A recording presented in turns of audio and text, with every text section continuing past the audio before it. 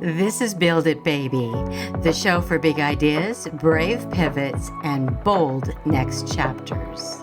So let's do it. Let's build it, baby.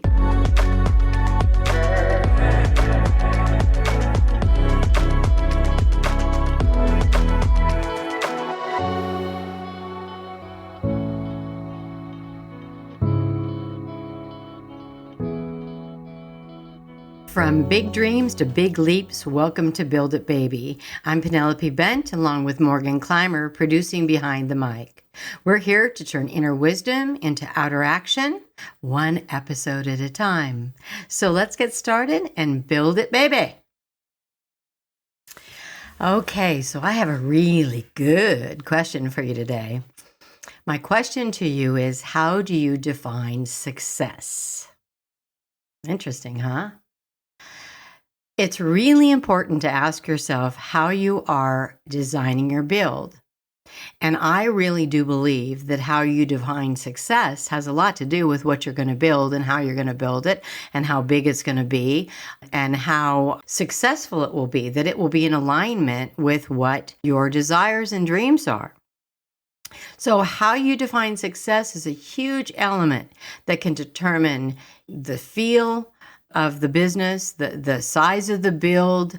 What do you feel about success? What are the indicators that is where you want to head, that you know that that's what success means to you?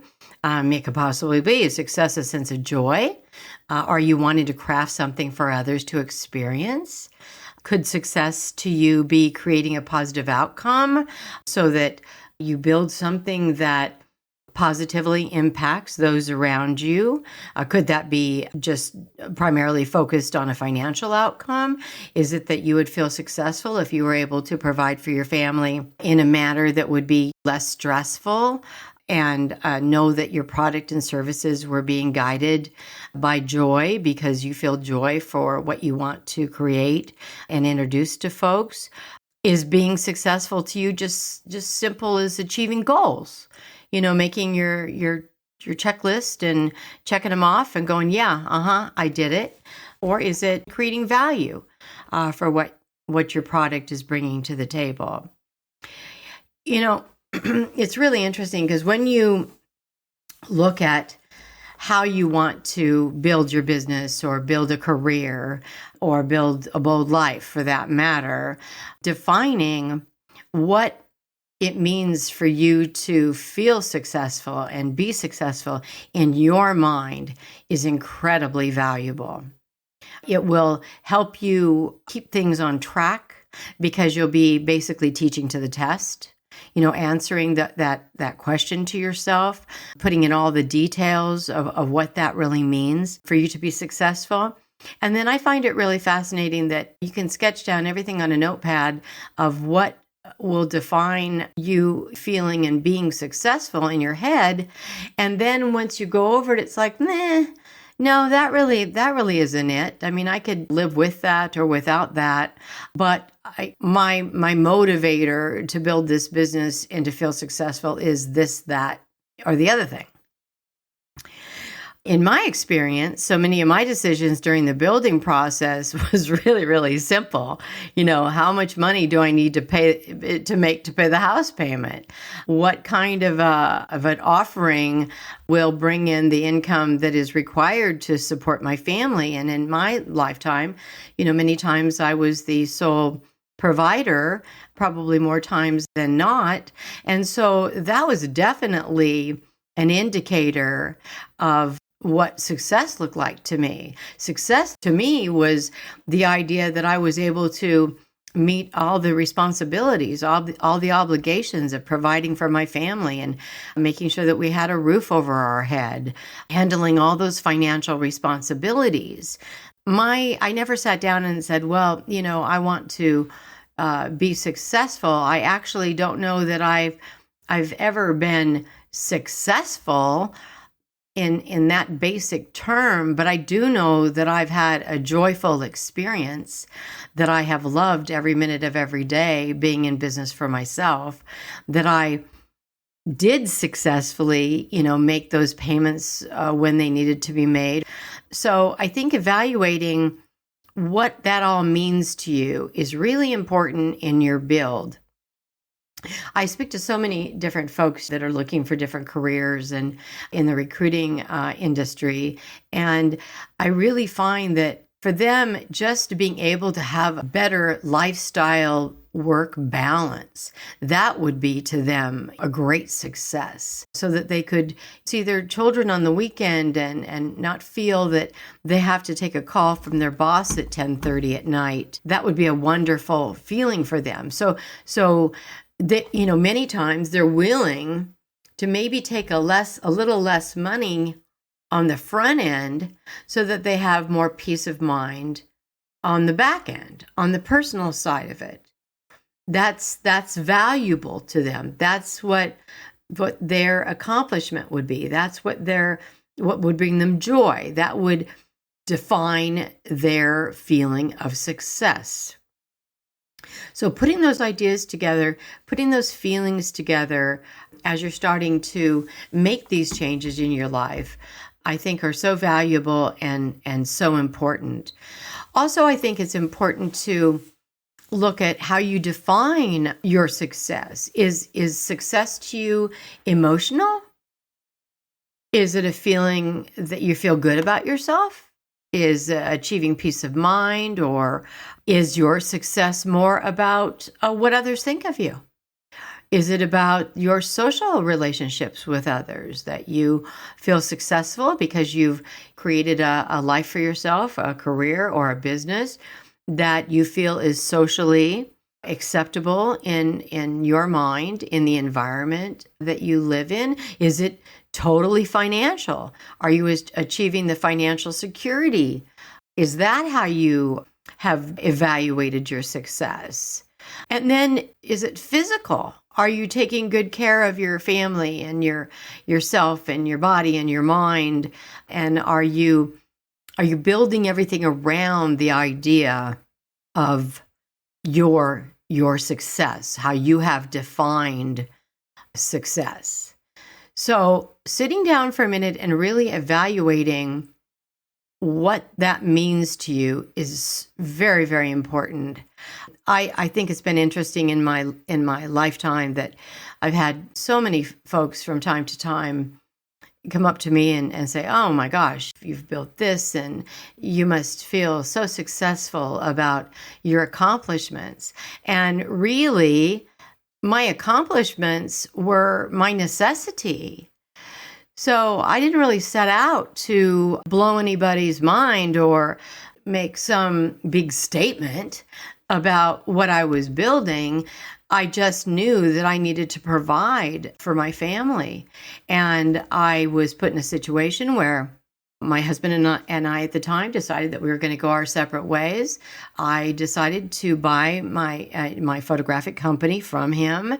I was not a photographer at the time. I was the receptionist, for God's sake. But I was really good at building the business, building the marketing and designing the photo layouts and working with the clients. So in the beginning, I hired another professional photographer to work at my studio. And within a very short period of time, he said to me, "Why am I shooting these pictures? You're the one that's doing all the designing. You should really grab the camera. I'll teach you everything that you need to know about lighting. And you should be the one that's actually working directly with the clients." And I was really surprised that he was even mentioning this. So one afternoon and evening, we went through, all the lighting patterns with the strobe lights and the sets that we designed, how those were all lit. And this was in the early 80s when boudoir photography was just really coming into full swing. And I called one of my best friends and I said, "Hey, Peggy, could you meet me at the studio tomorrow? I want to shoot I need to, to try this, and I want to shoot a boudoir layout." And she'd been wanting to have one done to give to her fiance at the time. And so I met her at the studio. It was just the two of us. I shot the entire layout. It came out absolutely fantastic. And lo and behold, that became my career for just about 48 years, 40 plus years. And from that, I went from boudoir photography to fashion photography to shooting entertainers and even having the pleasure as being, Bob Hope's photographer. He was 86 years old at the time. He was doing a big event in Northern California, and one of my clients popped my name in and said, why don't you go ahead and meet Bob Hope? He needs a photographer. And we got on really well, and the rest is history. But I find it interesting that did I wake up one morning and say, oh my gosh, I want to be a professional photographer and fly all over the world and shoot beautiful layouts and front covers of magazines? No, that was not how I would have defined success. I was defining success by just taking care of my little family and making sure that the house was paid for and that there was food on the table. I was not in the studio because I had a passion for photography.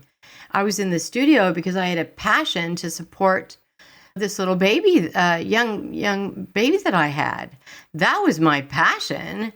And the rest just, I loved my clients. I loved helping women feel beautiful about themselves. So the rest of it was a gift that the universe gave me, and I was able to use it. Did I know that I had the gift? No. Have I ever taken a photographic class in my life? Absolutely not. I'm sure I would have failed it in some respects.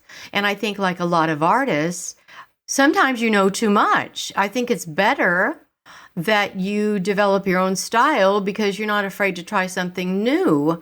And that's exactly what I did. If I had known what all those professional, traditional photographers were creating, I don't think I would have created my own style and ever had been as successful photographically as I was, because I didn't have a structure. I didn't have a this is wrong and this is right. How I determined whether something was right, bottom line, baby, I determined whether did I do a good job based on the order, based on how the client jumped up and down and went, oh my God, you made me look absolutely fantastic. I want to buy a 30 by 40 on canvas for $3,450. That to me was that I was a good photographer, that I was doing well in my little business.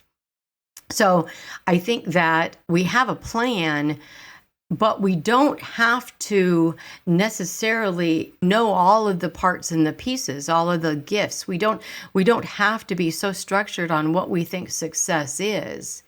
I never have been good with working within the parentheses. You give me an arrow and by God, I'll go the wrong way. I mean, that's just kind of how I'm wired. So kick back and think about that. How do you want to make the build? What is going to float your boat? What is going to curl your toes at night and know that, wow, this was great. I did a really, really good job. Am I thrilled that clients were happy with my work? Absolutely. That to me was a success. Was I thrilled that I could meet the responsibilities I had? Absolutely. That was a success. Do I feel that it has been amazing that I can wake up every day and love what I do and still be doing it at this time in my life? You're damn right. That's a success, because freedom to me is being able to create and to bring joy to others through my work and keep the groceries on the table and the gas in the tank. That's what being a success is to me. So here's the part where I tell you exactly what I know. These are my knowings, the things I no longer question because they've shown themselves to me again and again. Not from a book, but from building, getting knocked down, getting back up, and doing this work in the real world. Okay, so here are my three or four knowings. One, I think that defining what success means to you is really a great way of self-discovery. I think it's very personal. I think that what you ask yourself when you really do a deep dive into what is going to define that word. What does all of it look like? I think that just going on that journey of self-discovery is huge. And I think that all that you feel and all that you learn from asking yourself that question will help you design the bold business, life, and career that you're hoping to achieve. Secondly, the journey is never a fixed plan. My idea of success today is completely different than it was 45, 50 years ago. So it will forever be evolving. But I think it's important to take a moment and kind of jump in with yourself from time to time and ask, am I really headed to my goal for feeling success? Or do I need to redefine this and rework the plan? It's not a fixed plan. Third, I think it's really important to decide what your priorities are. What your priorities are as a human being, what you want this life to look like. Those priorities will help determine what the definition of success is to you. You know, even if they'll move around from spot 1 to spot 5, and I'm back then to spot 3 as being the most important, trying to ask yourself, what are my priorities? Now, remember, it's not what somebody else's priorities are. These are real personal. This is a personal conversation, a moment of self-discovery that you have with yourself. Dig deep, be really honest, not what you think the culture thinks should happen, what your dad wants you to do, or, you know, what someone else wants you to do, just what you want to do. And then I think it's important to align your definition with only thoughts from your own heart, from your own soul being, not suggestions from others of what they expect from you. But try to blow past that, put those off to the side for a bit, and start looking at what that means. Not, you know, would success to me be my parent or my dad, whatever, says, oh my God, I'm so proud of you. You did such a great job. Because that may never come.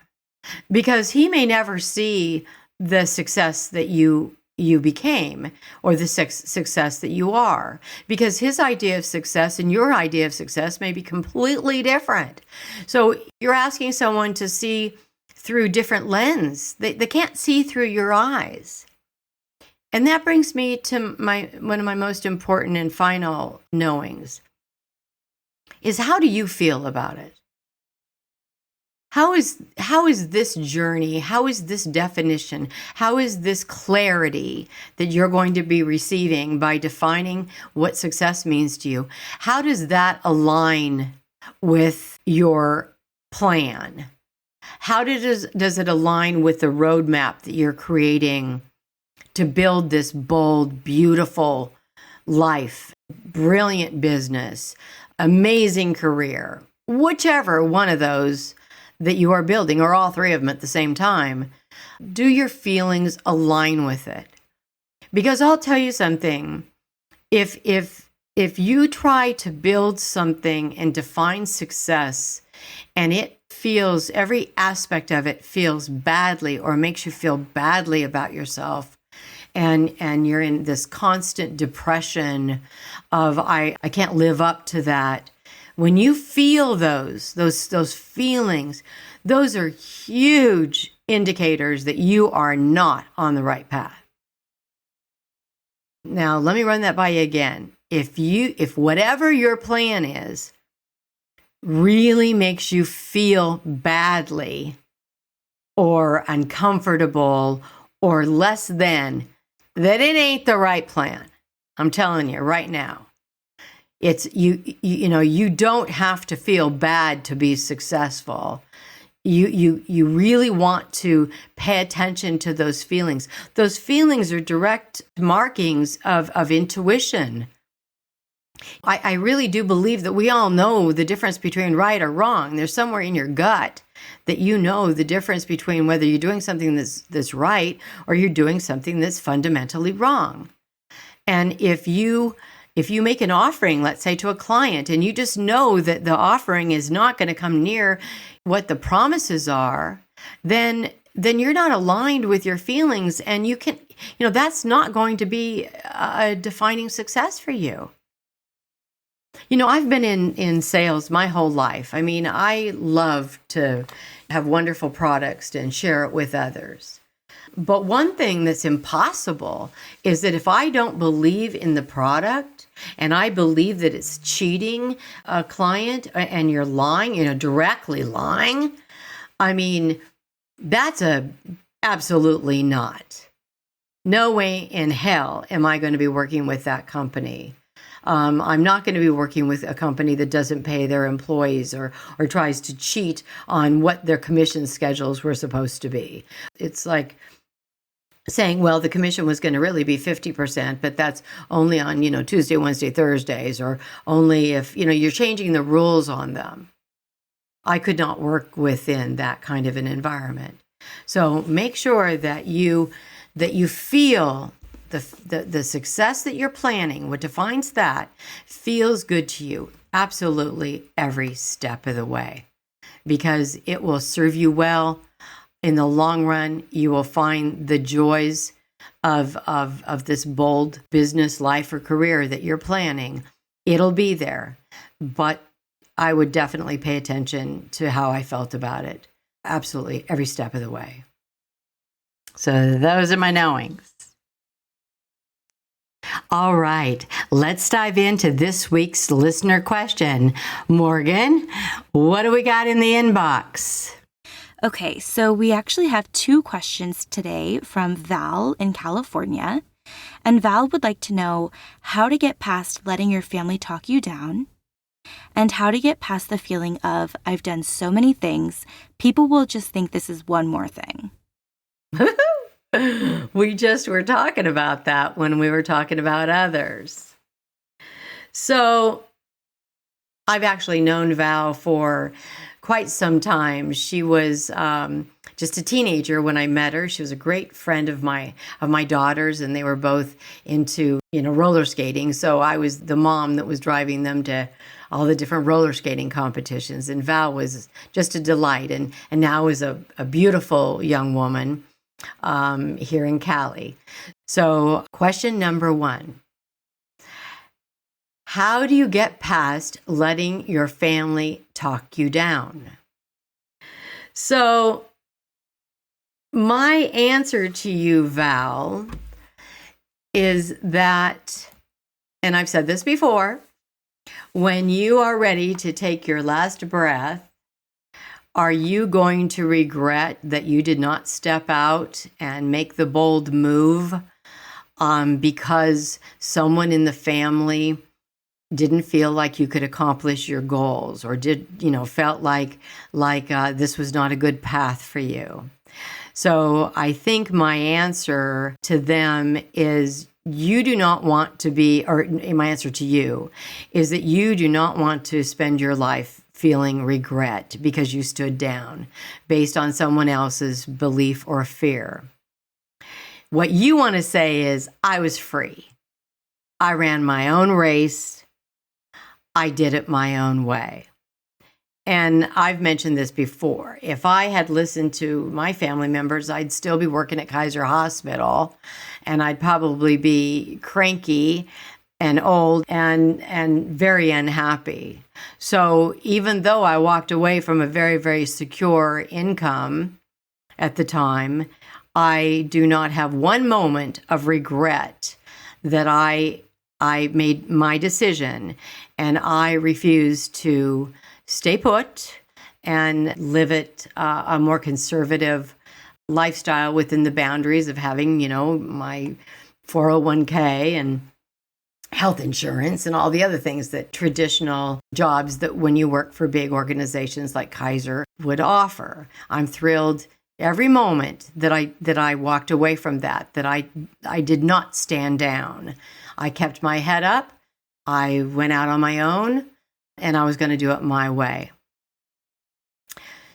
So question number 2 that Val is asking is how to get past the feeling of, I've done so many things, people will think this is just one more thing. What a great question. So my answer to that is, how do you know what works for you if you don't try a few different ventures?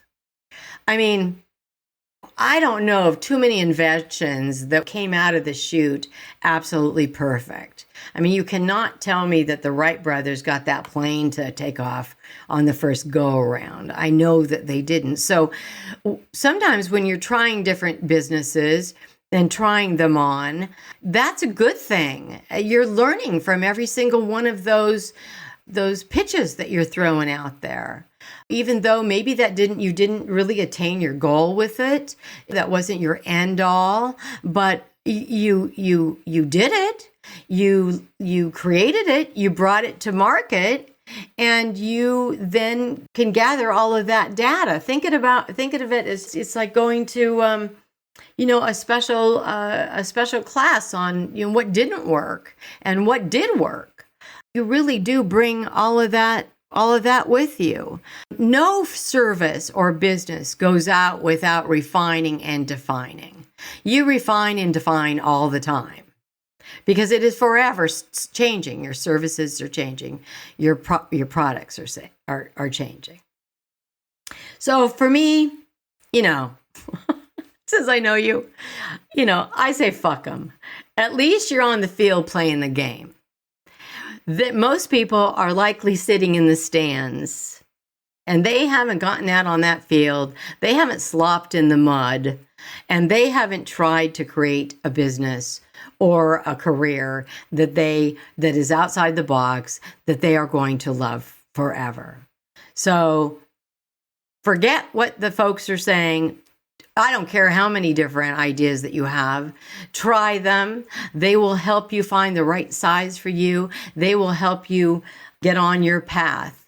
If you don't step out, you're never going to find the road that is your road, the road that is the right one for you. It's your race. Run your race. It's your game. Run your game. And don't listen to the naysayers. I always say, when you're just getting ready to launch your business, share it with people that love you and that are going to support your project or support your crazy idea. If you're not running back to them asking for more money to launch the 12th project, then what they have to say is, just this is what I'm doing. This is my plan. And I hope you will support me. But I completely understand if your life experience does not allow you to. But we respect each other enough to disagree. And I'm going to go out and I'm going to try it. I'm going to put my shingle out again, or I'm going to try a new type of business and see how that fits. You're young. You're beautiful. You're young. You're brilliant. You have so much life to live. You have so much more runway. So if you had a couple of planes that didn't get to lift off, hey, ain't anything wrong with that, my girlfriend. You got in the plane, at least you started the damn engine and gave it a shot. You pushed on the accelerator and okay, so it spun around a little bit. No harm, no foul. So thanks so much, Val, for those questions. Love you. Well, that wraps it up for us today. Just remember that every step you take builds something. Even when it gets messy. I mean, it might get messy from time to time, but at least you're taking the step. Continue taking the steps. Continue making your build, whatever that looks like, and continue to learn more about yourself and get more clarity in what you want your path to look like as you move forward. Thanks for listening to Build It, Baby. Hey, subscribe, share, and meet us back here next Tuesday for more clarity, courage, and co-creation. So thanks again. Always best, P. Build It, Baby is a Rainy Day Production House original. Hosted by Penelope Bent and produced and edited by Morgan Clymer. Music by Yuri Shemshashen and Oleksiy Holobiev. If this episode spoke to you, please follow the show and leave a review. It helps more dreamers like you find us. And remember, you're not just building a bold business or a career, you're building a bold life.